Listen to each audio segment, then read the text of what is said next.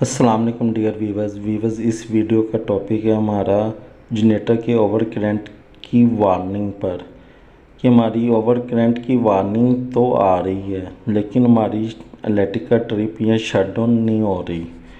तो हमारा जनरेटर जो है वो सिर्फ हमें अलार्म डिस्प्ले पे दे रहा है कि जनरेटर पे ओवर करंट आ रहा है, लेकिन इसके बरस ना तो वो हमारा कॉन्टैक्टर को ओपन करवा रहा है और ना ही वो हमारे जनरेटर को बंद करवा रहा है।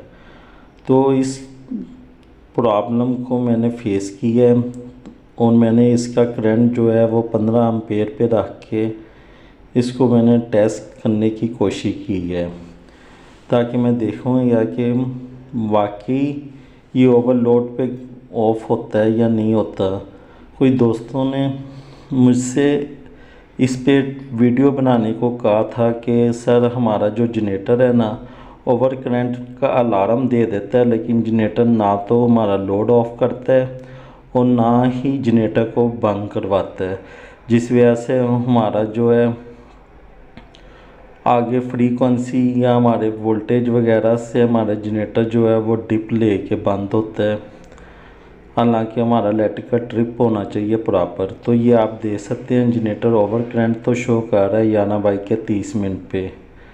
ये 11 बाई के 32 मिनट हो गए हैं, जनरेटर मेरा अभी भी बंद नहीं हो रहा, मेरा जनरेटर मुसलसल चल रहा है। तो मैं इसको जाके आपको बताता हूँ कि ये जो आपका है ना 36 ये टाइम मल्टीप्लायर, ये इसकी वजह से जो जनरेटर है ना वो हमारा बंद नहीं हो रहा।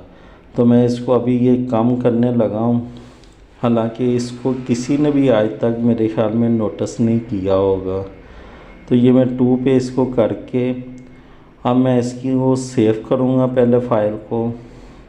आपने कोई भी चीज़ को चेंज करना है तो उसको आपने राइट ज़रूर करना है, अदरवाइज़ वो आपका फंक्शन वर्क नहीं करेगा।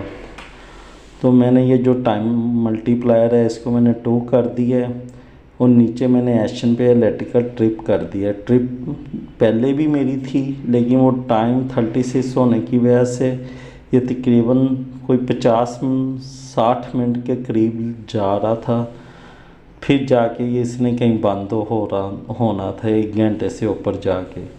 तो ये देखें ये 11 बाई के 33 मिनट में मैंने अभी दोबारा जनरेटर को चलाया है और ये मैं अभी आपको अपना लोड भी चेक करवाता हूँ। ये मेरा पैनल जनरेटर सारा जो है, तो अभी इसकी आप साउंड सुने।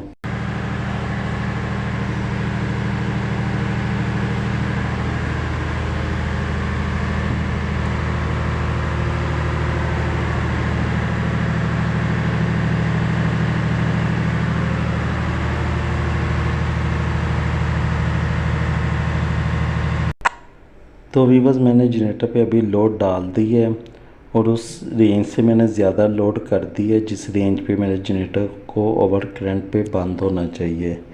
तो ये अभी मैं आपको जनरेटर का अलार्म वगैरह चेक करवाता हूँ। ये मैं अलार्म पे जा रहा हूँ, ये देखें ये अभी मेरे जनरेटर पे कोई अलार्म नहीं है। तो पहले मैं ये अलार्म मेरा आ गया जनरेटर ओवर करंट का। तो अभी मैं टाइम देखता हूँ कि ये कितनी देर बाद जनरेटर बंद होता है। ये 11 बाई के 34 मिनट पे मेरा अलार्म आया है।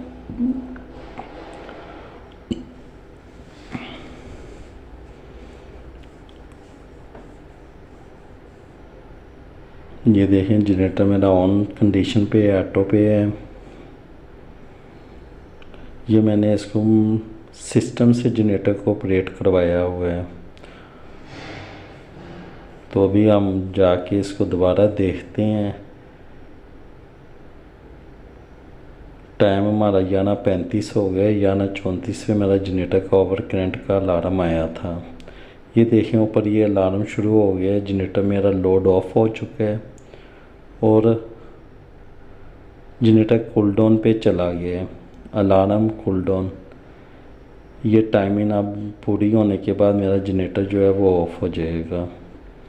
तो जो भी मेरे दोस्त इसकी सेटिंग करें वो 36 को प्लीज़ 2 पे या 1 पे या 3 पे कर लें, इससे ज़्यादा ऊपर ना करें।